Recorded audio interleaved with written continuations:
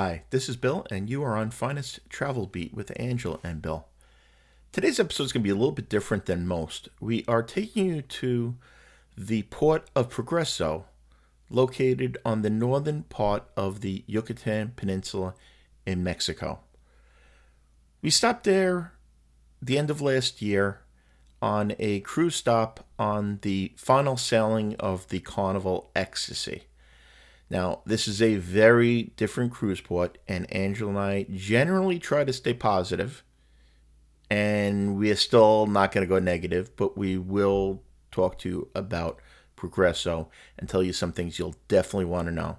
So make sure you stick around to the end, and we'll give you our final thoughts as usual.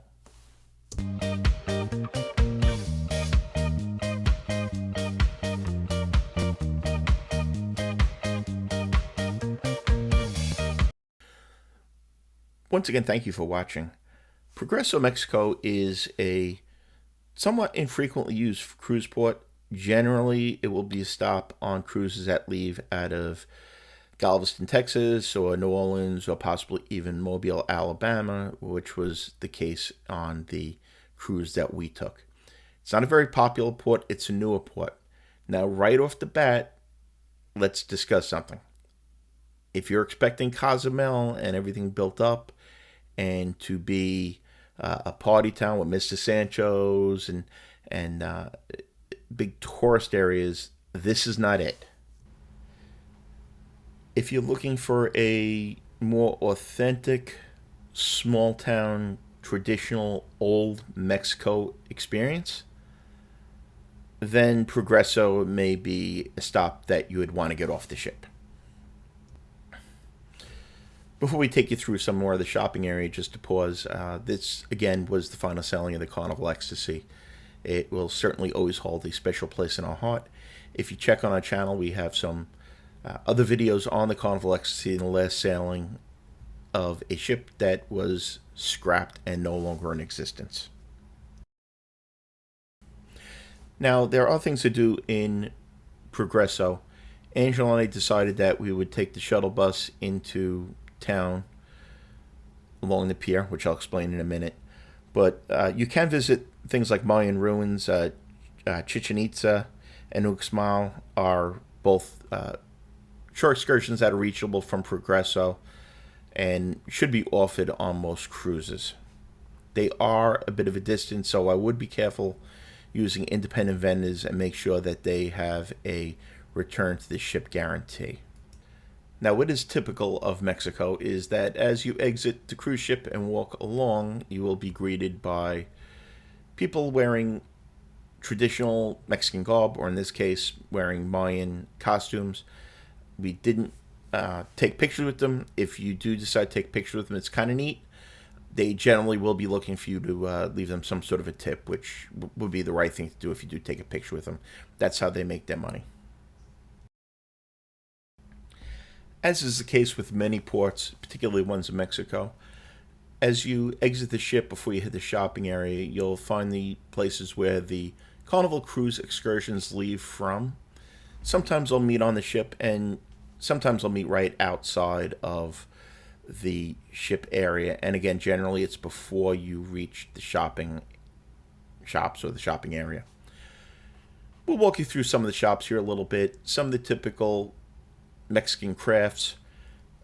There's, of course, a duty-free shop. Now, as with all ports, if you aren't used to this, the vendors can be somewhat pushy, shall I say. I wouldn't say aggressive, but they all want you to come in their shops. They want you to shop there, and this is how they make their money. Particularly in a post-COVID world, I kind of understand it.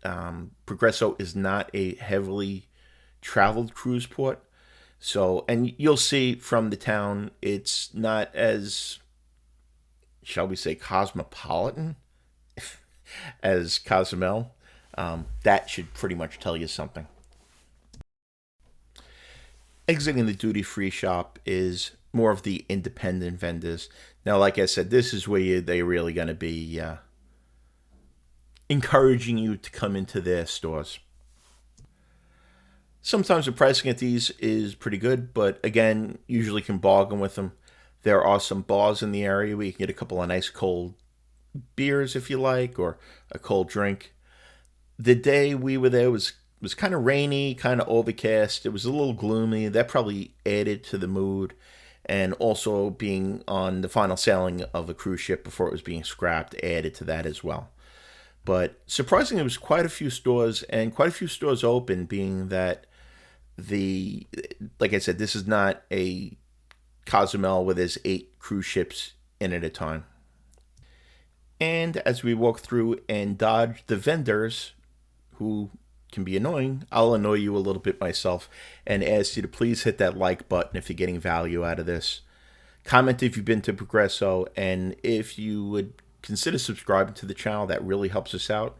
It costs you nothing, and it tells Facebook that our video is of value and more people like yourself will be able to see it. So if you can do that for us, we would appreciate it. We'll walk you through the shops a little bit. Angel and I decided to go into Progresso proper rather than staying at the port area and check out some of the shops there. We ended up coming back to do our shopping, and you'll see why in a little bit. But generally, we try to get one of the brightly colored terracotta animals. We put them on the outside of our house in our patio area. We have an alligator and a lizard and butterfly, and we try to get one of those every time we go to Mexico. They are beautiful, and they're generally not all that expensive. Be careful handling these things, because if you do break one, you will buy one, and they generally don't bargain if you drop them. Now, getting out of the port area and going to Progresso is different than any place else you've ever been.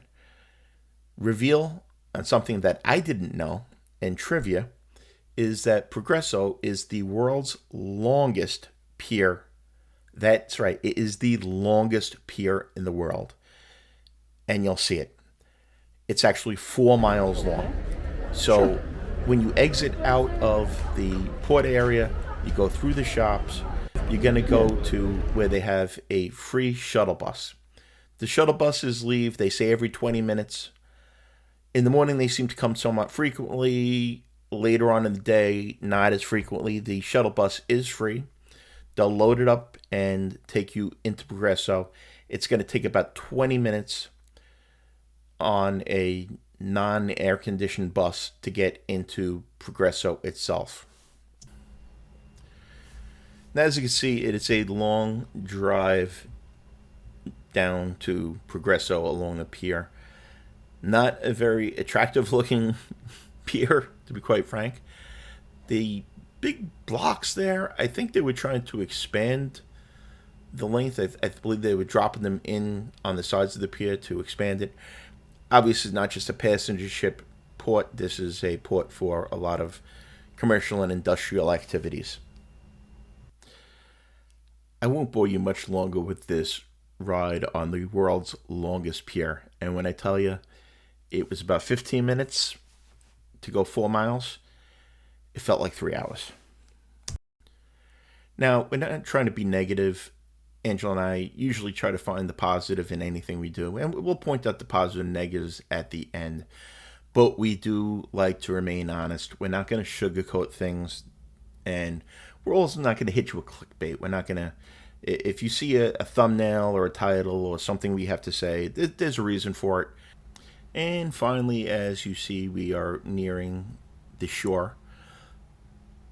In the foreground there, you can see the beaches I was telling you about. It was overcast that day, so I couldn't really see how nice the water was. The beach sand did seem nice, and like I said, if you walk down there, you can rent beach umbrellas, or I believe they're complimentary in most cases, as long as you're purchasing some sort of food or beverage.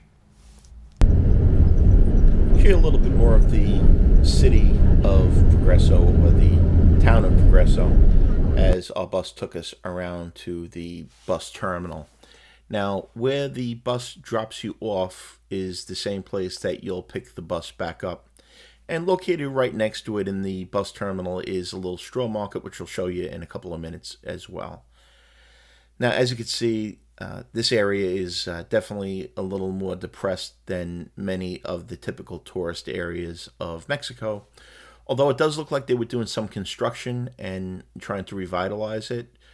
Hopefully, the people in this location that they get more cruise ships in, and tourism just generally very much helps out local economies.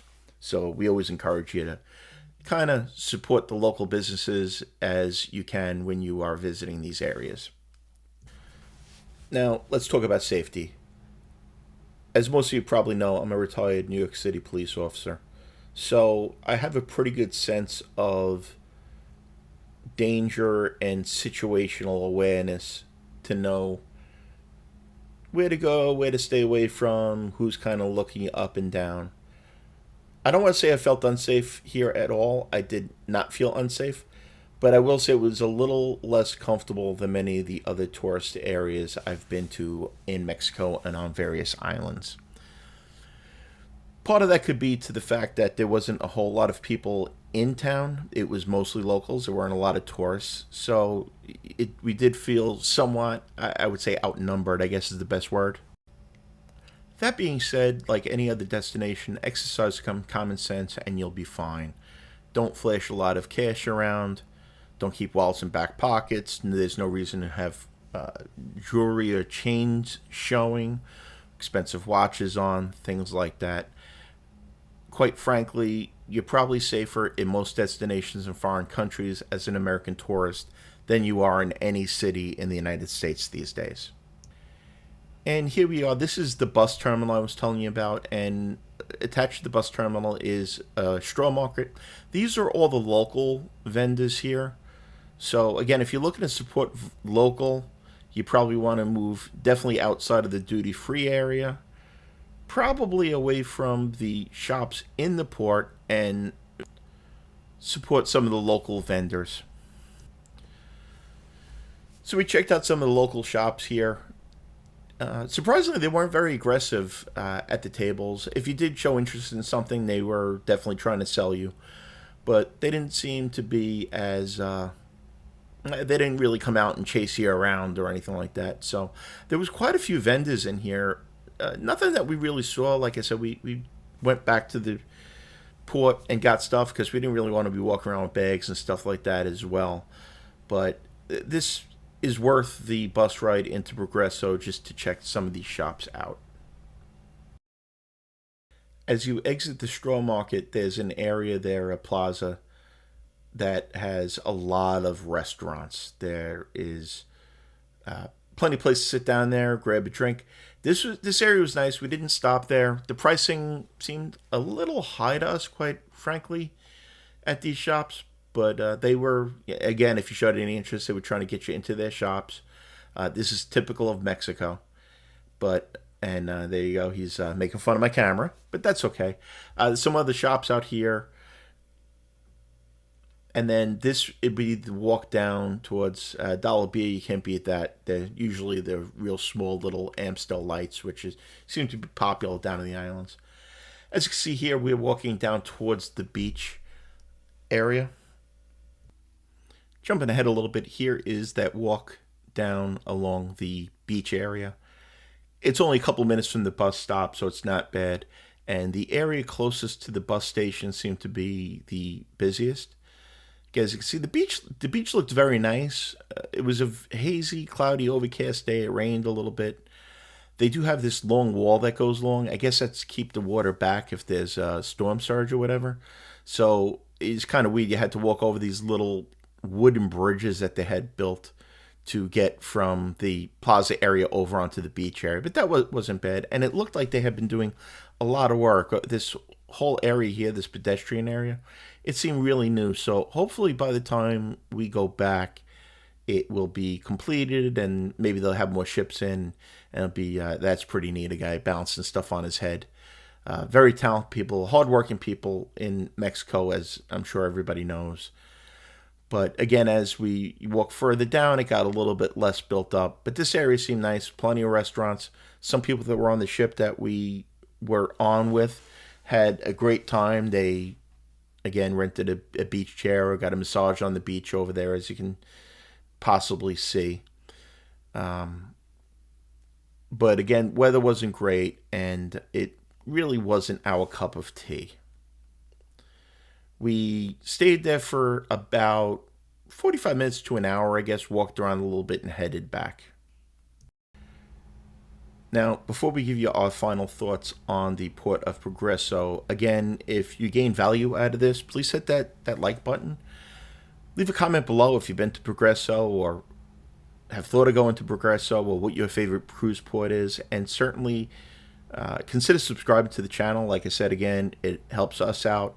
If we see likes and watches and subscribes on these types of videos, we'll do more of the cruise ports we go to on the channel. We have a ton of videos on cruise ship tours, all-inclusive resorts, and travel tips. So we appreciate all of your assistance. So, our final thoughts on Progresso. Again, we try to see the positive in everything. And if the day was less cloudy, maybe we would have enjoyed it a little bit more. Quite honestly, we didn't really care for it. Like I said earlier, it was not our cup of tea. It's a bit of a pain to get there with the having to take the shuttle bus. The shuttle bus was kind of jammed, not very comfortable. Area itself was a bit run down. Like I said, I wouldn't say unsafe, but definitely not our cup of tea and not really a tropical destination as you would think of it. They did seem like they were doing a lot of construction, and hopefully with the return of cruises, more ships will stop at Progresso and they will improve and it'll be better. So if we were to go back in a year or two, we would probably give it another shot and see how it was. Let us know in the comments below if you've been to Progresso and what your thoughts of the cruise port of Progresso is.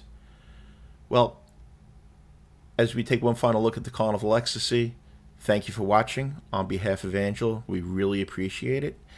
And we will see you on our next adventure. Bye-bye, everybody.